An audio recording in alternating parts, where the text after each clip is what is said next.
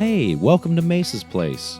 You know, out here, old West towns were built around trains, gold, and the people brave enough, or desperate enough, to follow them. See, I grew up in Arizona, so when people say the Old West feels so far away, I don't think that's quite true.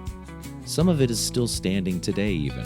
When I was in Tombstone, not the movie version, the real one, there were wooden sidewalks, narrow streets, buildings that creaked when the wind shifted. It's like they were remembering something. In today's memory, Good Cat was walking beside me, hands in his vest pockets. He always walked like that, never in a hurry, not behind and not ahead. The ranger gathered everyone near Allen Street. "This is not the OK Corral." He said it almost like an apology. "Everybody knows that famous tale. But in Tombstone, there's a story around every corner filled with men who wore badges some days and made bad decisions on others." The reenactment started quietly. 4 men stood near the end of the street.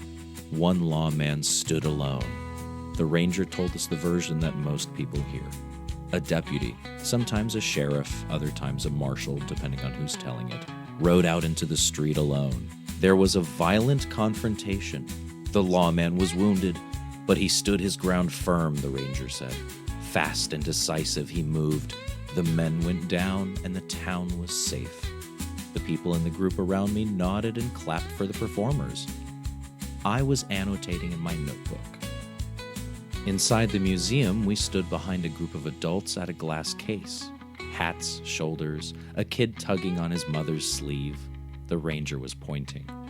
"This revolver," he said, "is the kind that would have been carried at the time. A Colt 6 shooter worn smooth with use. Heavy enough to feel serious just looking at it." He kept talking. 2 shots to the arm, 1 shot for the lookout, 4 shots for the others. 7. I stopped writing. In Arizona, there were lawmen like Commodore Perry Owens who ended a fight before it started, and men like Bert Alvord who wore a badge and robbed trains. There were deputies who did their jobs honestly, and others who didn't. There were towns, and real people that preferred one version of events because it let everyone sleep better at night.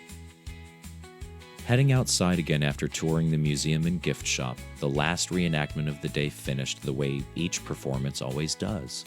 Dust, boots, a pause before the applause, and people clapping. Good Cat and I stayed back. History doesn't always lie, but logic is a powerful tool when stories don't add up. I wrote one question in my notebook. If he shot 7 times, when did he reload his 6-shooter? Then we followed the group down an empty Allen Street, past the saloon, past the general store, past the places where stories get polished and facts keep their edges. The dust hung in the air behind us. But in Tombstone, it always does. Thank you so much for tuning into Mesa's Place. I really hope you enjoyed this story, and if you did, you can click the like and subscribe button below to hear more just like it.